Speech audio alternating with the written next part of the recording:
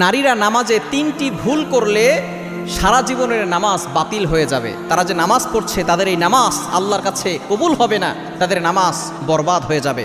আমরা আলহামদুলিল্লাহ অনেকেই নামাজ পড়ি, অনেক মা বোনেরা নামাজ পড়ে, কিন্তু তাদের এমন কিছু ভুল আছে যে ভুলের কারণে তাদের সারা জীবনের নামাজ বরবাদ হয়ে যাচ্ছে।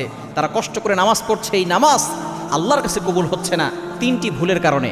নাম্বার 1, 1 নাম্বার হচ্ছে নারীরা যদি এমন হিজাব পরে যে হিজাবের পরেও তাদের চুলের কোনো অংশ বের হয়ে থাকে, তাহলে কিন্তু তাদের নামাজ আল্লাহর কাছে কবুল হবে না।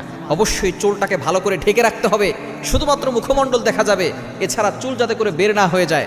অনেক মা বোন তো এমন আছে শুধু নামাজের সময় না, তারা বাহিরেও চুল খোলা রেখে তারপরে হাঁটে।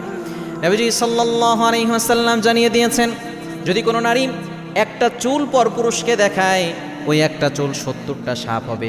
এক একটা সাপের মাথা হচ্ছে উটের মাথার মতো, এক একটা সাপের দেহ লম্বায় হবে সুপারি গাছের মতো, মোটায় হবে